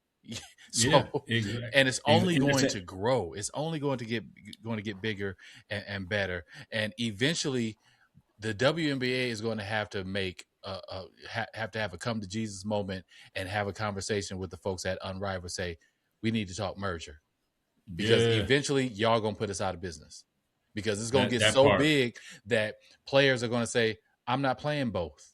I'm committed to Unrivaled. You get into that point. So I can see, just like the NBA had to do with the ABA, they're not going anywhere. We got to talk merger. They're getting the Dr. J's. They're getting the most popular players. So we can't have that. We got to definitely talk merger. WNBA, y'all about to be in the same boat. Yeah, because I can see, with the players owning that league and making their own rules, they don't have to subscribe to what the WNBA does. The WNBA rules are right now that a female basketball player in college got to play 4 years before they could get drafted. But Unrivaled could say, man, we'll take you after 2 if you want them. You know what I'm saying? And it might not be a whole bunch of girls, but you get like a player like Juju or Hidalgo for the Irish. Yeah, Hannah Hidalgo. You get some of them players that say, you know what? I'm getting ready to go make this money right now. I'm going to get this experience against WNBA players right now. I'm going to get prepared for the WNBA. And if that happens and the money starts going up in Unrivaled, some of them players say, I'm just going to stay right here. I ain't playing in WNBA season. I ain't doing both. Exactly. I'm making enough money right here. Yep. I want to travel and I want to go be on the court side watching them play when they play in the WNBA. So like we mentioned earlier, man, the blueprint is there. It's all about just taking it and just letting that blueprint be your template now to create something, that could just be bigger, better, beautiful, and more inclusive as well on all levels, from ownership down to, the locker room. But what's up with your hat? I talked about the 12 Streeters, talked about mine, but that cap though, what's up with yours? I know it looked like it says the Flintstones on it, but it don't. So it actually says Funville, USA, and like this is actually the Sunday, I believe, the Sunday afternoon game cap for the Richmond Flying Squirrels, the AA minor league AA affiliate of the San Francisco Giants in Richmond, Virginia. So they wear these caps to promote family fun. So they have these Sunday games where they invite families to come and basically just have this theme about it being a family fun day. And so they changed the name from the Richmond Flying Squirrels to the Funville Flying Squirrels on Sundays. And so I saw this hat. I was like, I just like it because of the colors and stuff. It kind of looked like Fruity Pebbles or something. Yeah, I like it. Yeah, that's fresh, man. But the story as soon as I saw it, go ahead. The story behind it was just beautiful, man. They just have this this desire to bring families back to the ballpark, not a bunch of corporate execs, not just a bunch of guys, not just a bunch of adults, but truly bringing families back to the ballpark, which we can definitely, have many stories of, going to the ballpark with our dads, or family events at the ballpark. So I just love that story, man. I said, so I had to give a shout out and support to the Richmond Flying Squirrels, and of course, because they, there's some future Giants on that team, but I definitely had to show them a little love today. Yeah, for sure, man. That's a fresh hat. I love the colors in it. Definitely, you can probably rock it with almost anything with those colors. That's dope, man. I like that, and I like the concept of them taking a singular day and say we're going to wear a unique style of uniform on this particular day, family day. It's more exciting for kids. It's more exciting for the families. And again, Major League Baseball, take notes. Are you listening? I can't grab my ear, but hey, are you listening? Everybody got city jerseys. Everybody got home and away jerseys, but create a fun jersey, create something around some characters, themes, something that excites kids, excites families. Hell, banana, what's it called? Banana ball, yeah. Yeah, banana ball, Savannah Bananas. Do something, merge something with Savannah Bananas. During the halftime performance, during the halftime of a football game, or during halftime of an NBA game, there's some type of performance. During the seventh inning stretch, usually you just get, take me out to the ball game, and you see them raking the field and watering the infield down, and that's pretty much it. You might play some games on the jumbotron, or some races or something like that. Man, I mean, take that moment and say, we're going to play a little miniature game, maybe have some kids playing out there, do something different that makes people want to come to the game for just that thing, and then enjoy the game in the process. Yeah. You know what I'm saying? Like, I'm coming there because I like what they do during the seventh inning stretch. This is so much fun, but I'm going to sit through this whole game and watch it, Here's one that they used to do and can easily bring back next season. Bring back doubleheaders. Oh, yeah. Doubleheaders. Yeah. Doubleheaders. Make it an entire day at the ballpark. Yes. Because now the only reason they're doing a doubleheader because, they got rained out the day before or something like that. And they stagger it to where there's an early game. They have everybody leave the stadium so that they could get revenue from a night crowd. No. Yeah. Let people stay for 2 games. Doubleheaders were at the Giants and the A's games were always sold out. Let people stay for 2 games, and then you can have you can do so much fun in between the 2 games. You could do something where the fans get involved and get to be on the field and get to do some things. The Major League Baseball could really do that. They could really take advantage of that. I do remember when doubleheaders were a thing, and now, like you said, it's just if it's a rain out or the schedule gets too loaded down for some other reason, they'll do a doubleheader. But man, great ideas, MLB. We got what you need. We got what you need. Well, look, we're at the end of the show, but hey, before we get out of here, for those of you watching, listening, tell us, what do you think Major League Baseball can do to make the game, just more attractive to new audiences, and to expand the game to make it just, more global, and also, making sure that it's attractive to, those underrepresented demographics, such as the Black community. So we want to hear your thoughts. So definitely put them in the comments, messages if you're listening, to the podcast. Talk to us. We talk back. We definitely want to hear what you got to say. But most importantly, don't forget to like, share, and subscribe. If you're watching on YouTube, hit that subscribe button. You can do it right now. It takes just a second to hit that subscribe button. Help us run these numbers up. Help us expand. Help us grow this conversation so that we can be in a position to where we can invite some of your favorites, some of the legends of the game, to be a part of the Stolen Bases community. So make sure that you're hitting that like and subscribe button if you're watching, or I'm sorry, if you're listening on your favorite podcast platform. just make sure you hit that plus sign, the star, whatever, to make this one of your favorites. Follow us, subscribe, like, whatever it is. Make sure that you keep locked in and stay tuned to what we're doing here, because we're going to keep these conversations rich. We're going to keep them organic. And most of all, we're going to keep coming right off the dome to keep them authentic. We're just sharing our raw feelings about everything that we love about baseball, about the community, about culture. You're going to hear it all here. So you're in the right place at the right time if you just in for good conversations with a dose of baseball and a little bit of culture. So we appreciate y'all big time for joining us, for being a part of the squad. Hey, you a part of the squad. You don't get cut around here. Nah, you own the squad. You sign up and you own. And I want to remind you too, like Coach Trey said, we want to hear your comments. We want to engage with you. We're going to start posting on our YouTube channel engagement posts within the community that are the questions leading, like at the end of every episode, we have a seventh inning stretch kind of question. We're going to be asking that question to you in advance of the release of the future episodes, so that you can leave your answers, we want you to engage with us. We want you to answer those questions right now. There's one up there on the channel right now. So go to the channel, check out that most recent post, answer that question. We're going to be reading some of that feedback. Not every comment is going to be read here online, but if we get some interesting takes and some interesting responses, we're gonna let people know, who's chiming in. So we want your participation, and we thank you so much for subscribing, for liking, sharing, commenting, all the above. We thank you so much. Absolutely.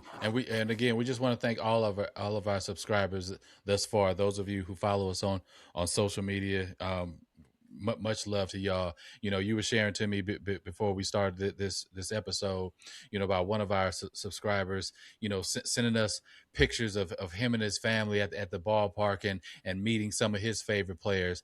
That's what this is about, man. That people just feel a connection to us, that they want to share their experiences at the ballpark with us, man. That is so dope, man. And so we always welcome that. If you want to, if you're at the ballpark and you want to tag us in it, we would love to see you and your family enjoying a day at the ballpark.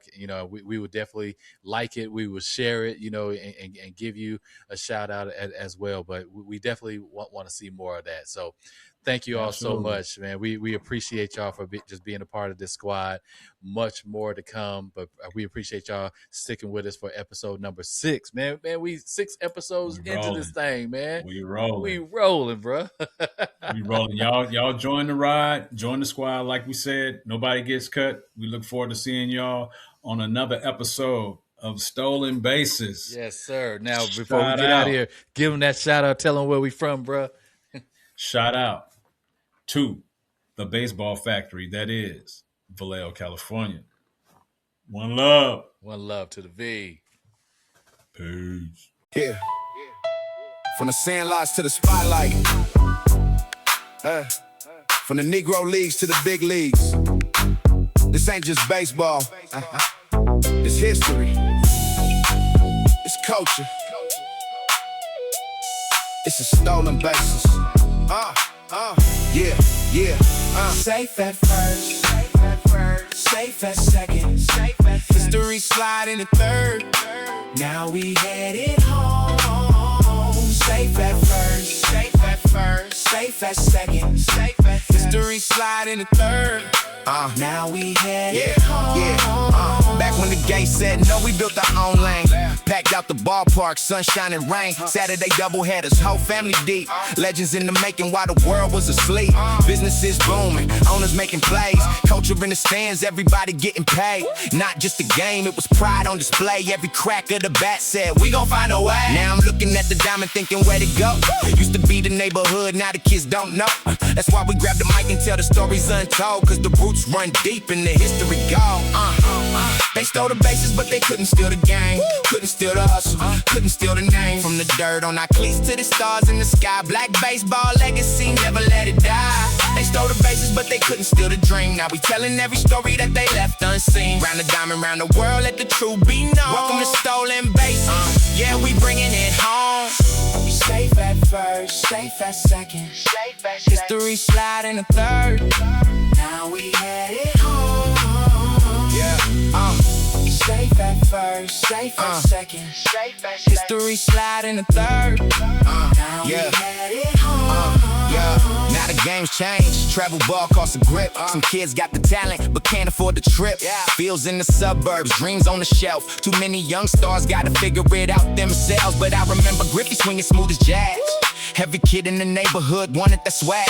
From the backyard fences to the city park lights, we was calling our shots on those summer night flights. See, there's more than statistics, more than wins and losses, more than Hall of Fame speeches and championship bosses. It's about fathers and sons, coaches and friends, and the love for the game that never truly ends. So we dig through the archives, bring the truth to the mic, give flowers to the legends every time we recite. Cause the future gets stronger when it knows where it started. And black baseball story is far from departed. They started bases, but they couldn't steal the game, couldn't steal the hustle, couldn't steal the name. From the dirt on our cleats to the stars in the sky, black baseball legacy, never let it die. They started bases, but they couldn't steal the dream. Now we telling every story that they left unseen. Round and diamond, round the world, let the truth be known. Welcome to stolen bases, yeah, we bringing it home. Safe at first, safe at second, history slide in the third. Now we headed home. Safe at first, safe at second, history slide in the third. Now we headed home.